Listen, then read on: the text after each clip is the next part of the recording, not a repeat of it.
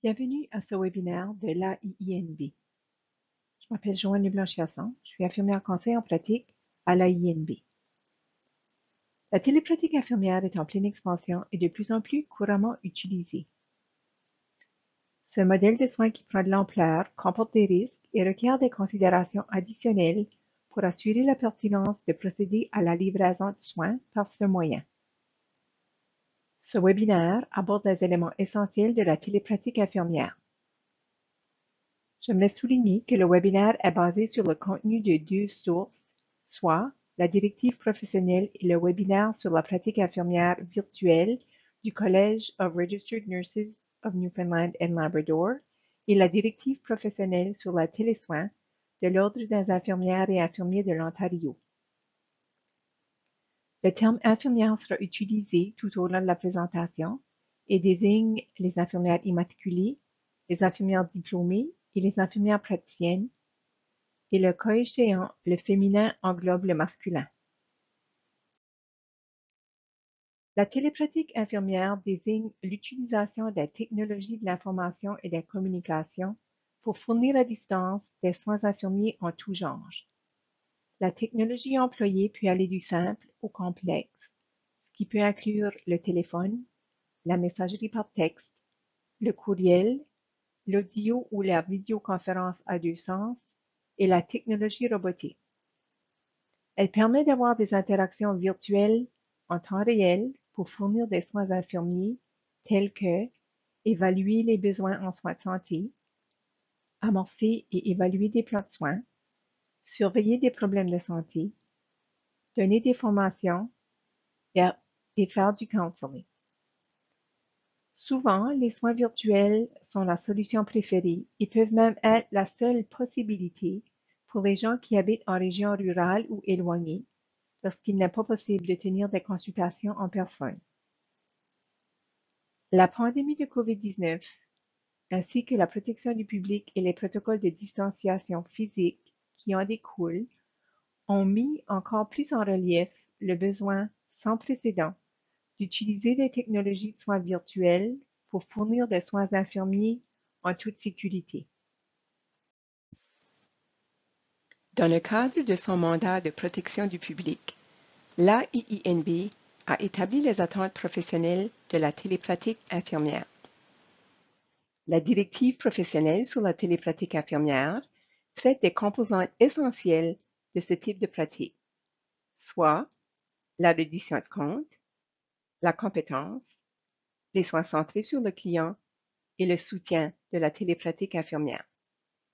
Même si la télépratique infirmière change la façon dont les soins infirmiers sont livrés, ceci ne devrait pas changer la nature de la pratique infirmière ou la démarche de soins infirmiers sur laquelle repose la prestation des soins. Si vous fournissez ou prévoyez fournir des soins infirmiers à distance, veuillez vous référer à la directive professionnelle sur la télépratique infirmière. Je vais maintenant résumer chaque composante et les attentes envers la pratique infirmière qui y sont reliées. La première composante essentielle de la télépratique infirmière est la reddition des comptes.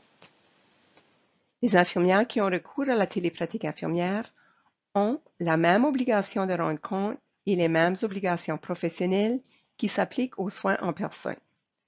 L'infirmière est donc attendue d'exercer la profession en conformité avec les exigences législatives et réglementaires, ce qui inclut rencontrer les exigences d'immatriculation de l'AIINB et celles d'autres juridictions qui s'appliquent. Il est à noter que celle-ci varie d'une juridiction à l'autre. L'infirmière se doit aussi de respecter le champ d'exercice tel que défini par la loi sur les infirmières et infirmiers, les normes d'exercice et le code de déontologie, et l'infirmière doit exercer en conformité avec les lois provinciales et fédérales applicables, ce qui inclut déterminer qui est considéré comme dépositaire des dossiers et se conformer aux lois applicables, ainsi que respecter la loi sur l'accès et la protection en matière de renseignements personnels sur la santé en s'assurant de maintenir la confidentialité. L'infirmière doit aussi s'assurer de maintenir une pratique de qualité fondée sur des données probantes, reconnaissant et agissant lorsque la télépratique infirmière nuit aux soins offerts aux clients et à sa sécurité. La deuxième composante essentielle de la télépratique infirmière est la compétence. L'infirmière a la responsabilité d'évaluer sa compétence, de déterminer la lacune dans ses connaissances et de rechercher des formations pour combler ces lacunes en télépratique infirmière. Si vous identifiez des lacunes ou un besoin de formation, il est important d'en discuter avec votre employeur pour les adresser et assurer votre compétence. Il est attendu que l'infirmière utilise des résultats de recherche crédibles et des pratiques fondées sur des données probantes pour améliorer l'accès à des soins de qualité en télépratique infirmière, ce qui comprend l'utilisation de modalités technologiques appropriées qui répondent aux besoins du client, qui sont pratiques et faciles à utiliser et qui conviennent à l'emplacement ainsi qu'au milieu de soins du client. L'infirmière doit également appliquer des stratégies visant à réduire le risque de manquer des renseignements importants et à améliorer la communication et les soins dans un contexte de télépratique infirmière. Une liste de stratégies figure dans la directive professionnelle sur la télépratique infirmière. L'infirmière qui a recours à la télépratique consigne l'information conformément aux normes pour la tenue de dossier et s'assure qu'une méthode cohérente de collecte et de consignation de l'information est établie et appuyée par l'employeur, notamment dans les cas où le dossier de santé n'est pas accessible et où la technologie de l'information et de communication sont utilisées pour demander ou fournir des conseils ou de l'information à un autre fournisseur de soins à propos des soins du client. La directive professionnelle sur la télépratique infirmière affiche une liste d'éléments à inclure dans la documentation des soins livrés à distance. La troisième composante essentielle de la télépratique est le soin centré sur le client. L'infirmière a recours à la télépratique infirmière dans l'intérêt supérieur du client.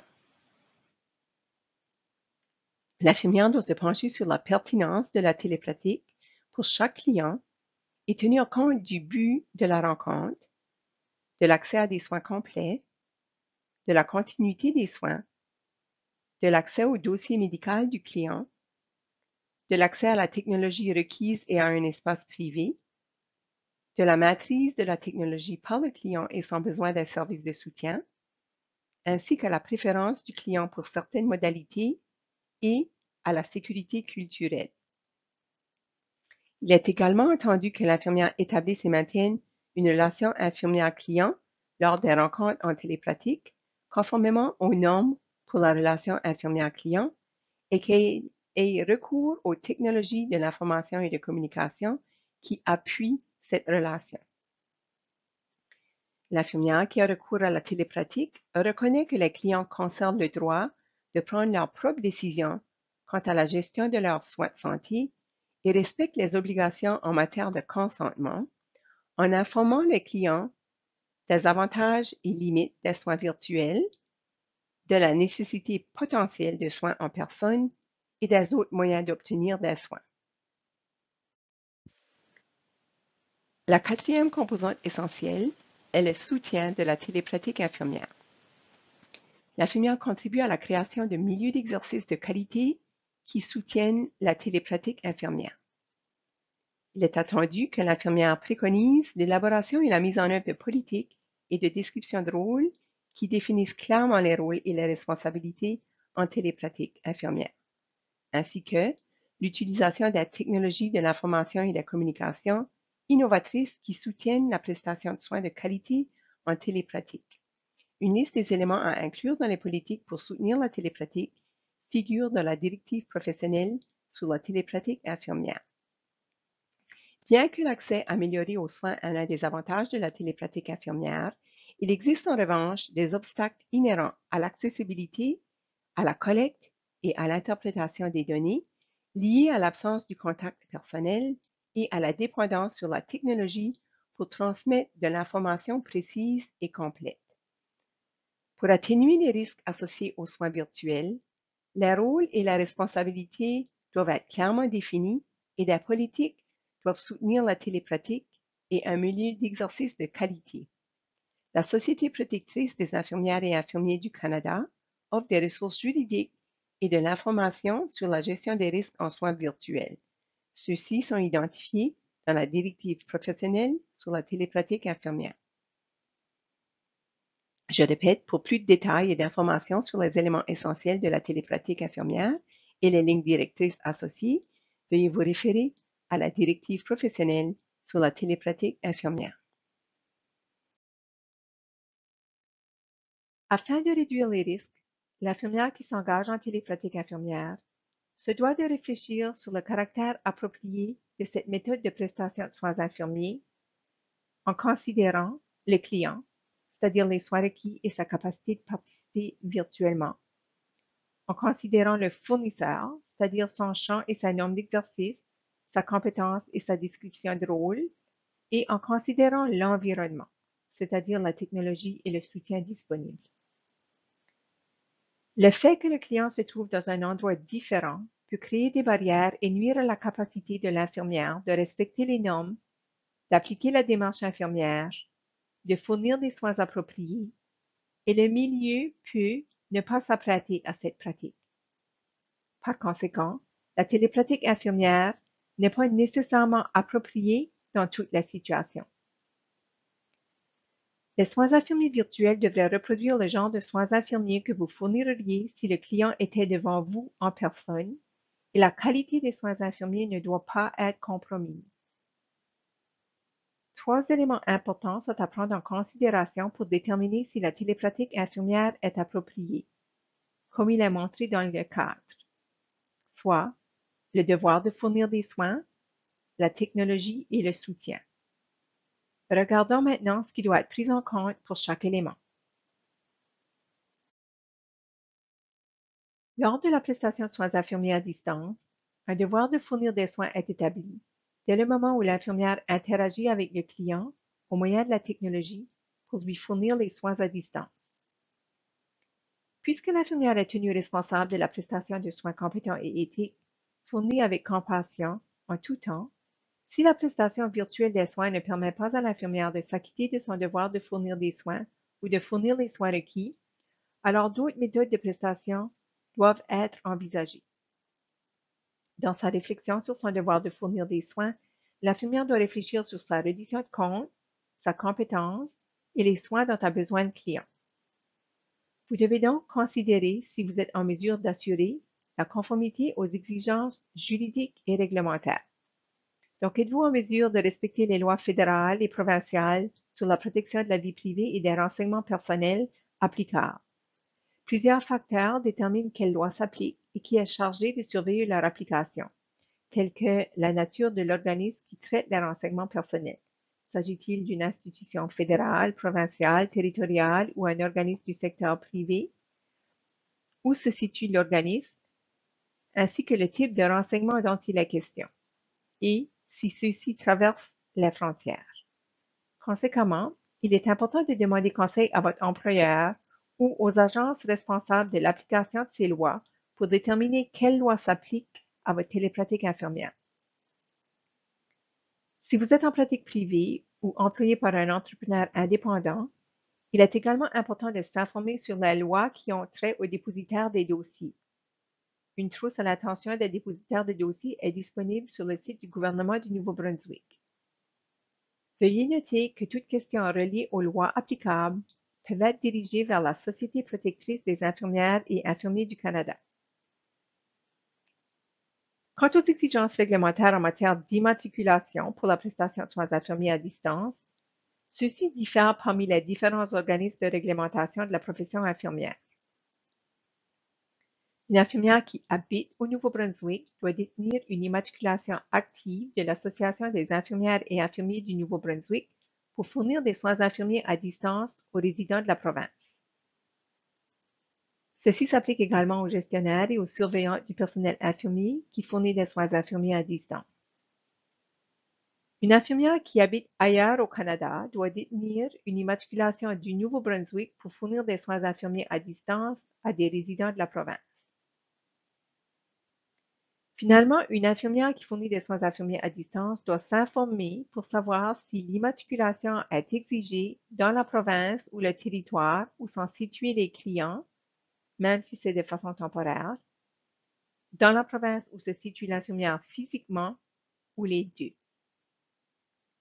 Ceci exige que l'infirmière communique avec l'organisme de réglementation où est situé le client afin de déterminer si l'immatriculation dans la province ou le territoire en question est exigée pour pouvoir fournir des soins infirmiers à distance aux résidents de cet endroit.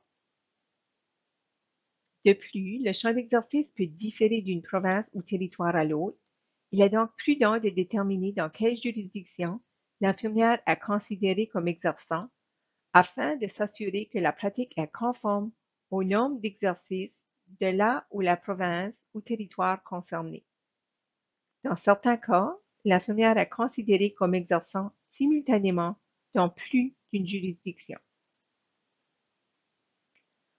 On s'attend à ce que le processus infirmier soit appliqué dans le contexte de soins infirmiers virtuels de la même manière que dans les soins en personne. Il est donc important de réfléchir sur comment la démarche infirmière sera-t-elle appliquée. Donc, comment vas-tu évaluer les besoins, planifier les soins, mettre le plan de soins infirmiers en œuvre et évaluer les soins infirmiers fournis? Et tout aussi important, comment cela sera-t-il consigné?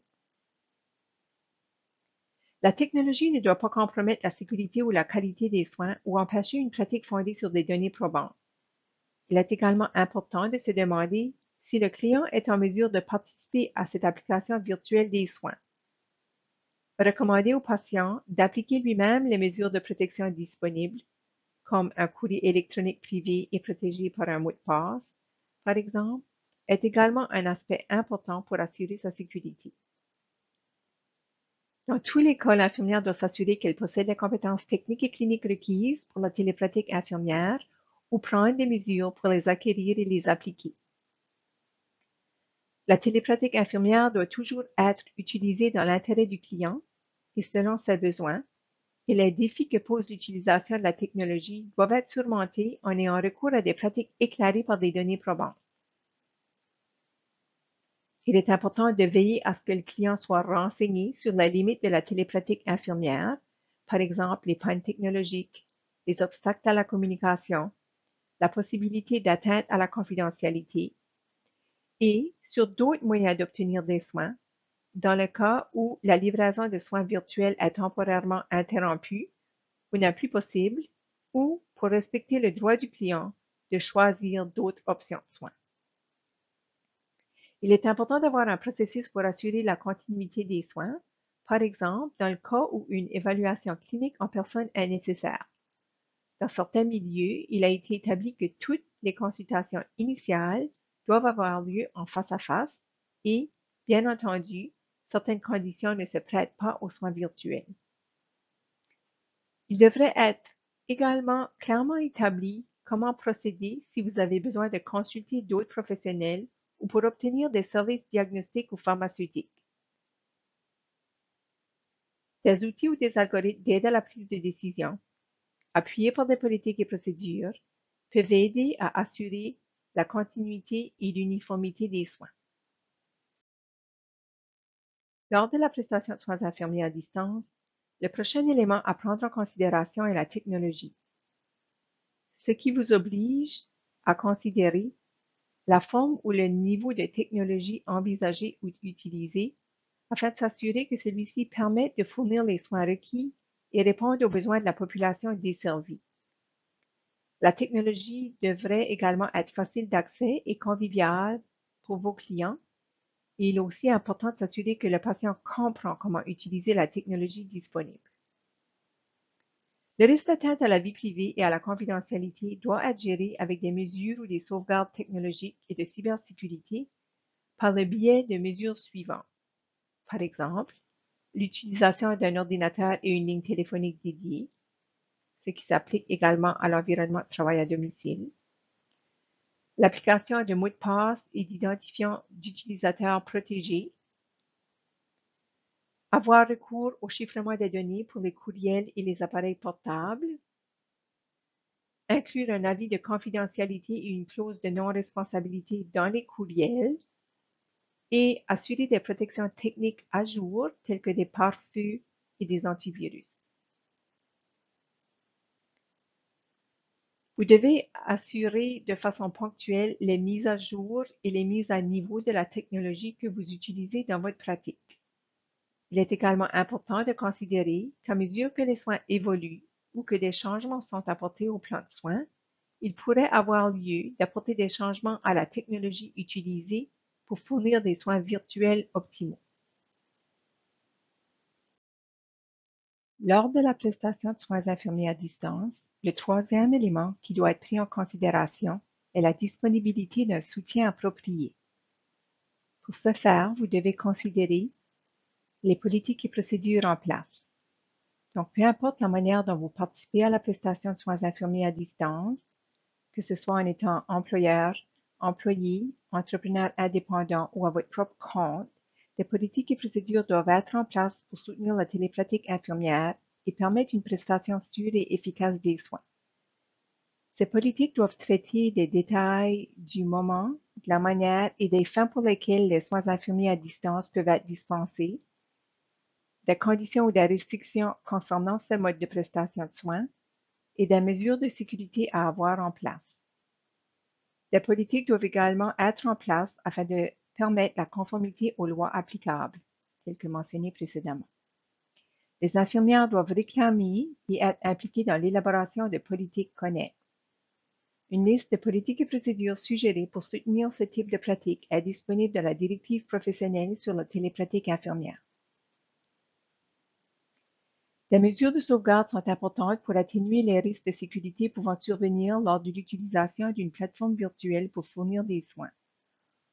On fait référence à des mesures physiques, technologiques et administratives.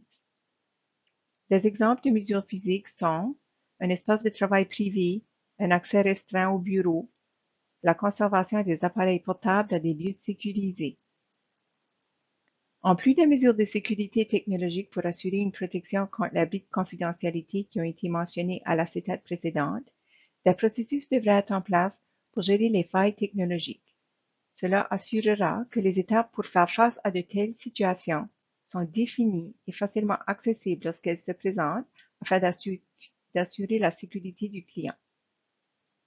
Des exemples de contrôle administratif comprennent avoir en place des règles de sécurité concises en lien avec le contrôle des accès, la cybersécurité, la sélection de solutions technologiques de fournisseurs de services ou de plateformes, des exercices de vérification de la conformité aux politiques connexes, la formation pour l'utilisation de la plateforme virtuelle, y compris sur la mesure de sécurité associée, et des processus pour assurer la gestion des bris de confidentialité. Veuillez consulter votre employeur ou la politique de l'employeur à ce sujet.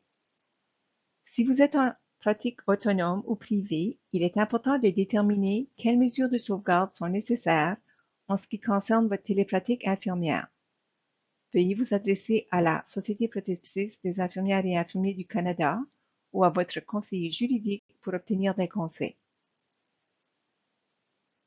Il doit y avoir en place une infrastructure requise et appropriée pour soutenir les besoins de consultation et de collaboration avec les autres professionnels de la santé pour assurer la continuité des soins.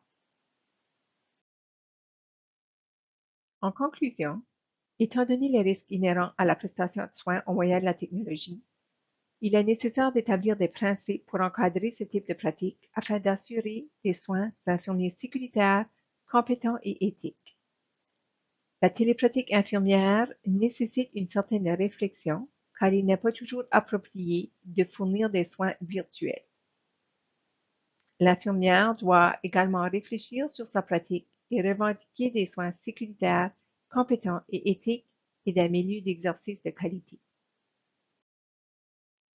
Si vous envisagez de vous mettre à la télépratique infirmière ou à la prestation de soins virtuels ou d'élaborer une plateforme virtuelle pour fournir des soins, il est conseillé de communiquer avec la Société protectrice des infirmières et infirmiers du Canada pour vérifier que vous avez une protection en responsabilité appropriée pour ce type de pratique. L'aspect diffuse aussi périodiquement des webinaires sur la télépratique et offre diverses ressources sur ce sujet sur son site web. Vous trouverez une trousse sur la télépratique infirmière sous l'onglet Ressources et documents du site web de l'AIINB. Cette trousse d'outils contient des ressources pour soutenir le personnel infirmier et les employeurs dans la prestation de soins infirmiers virtuels, sécuritaires, compétents et éthiques, et pour renseigner le public sur les soins virtuels.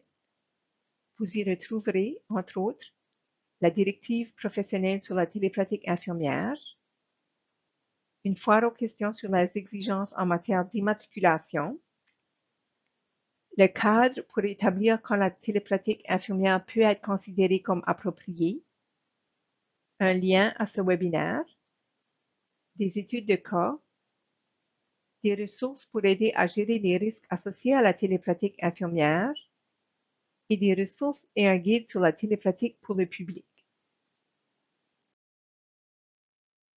Merci d'avoir pris le temps d'écouter ce webinaire. J'espère qu'il vous a éclairé sur les exigences et les considérations à prendre en compte quand on envisage d'avoir une télépratique infirmière ou qu'on participe à la prestation de soins infirmiers à distance ou virtuels. Pour toute question ayant trait à cette présentation, à la télépratique infirmière ou à tout autre sujet lié à la pratique infirmière, veuillez vous adresser à la IINB par téléphone au 1-800-442-4417 ou par courriel à l'adresse suivante aiinb@aiinb.nb.ca.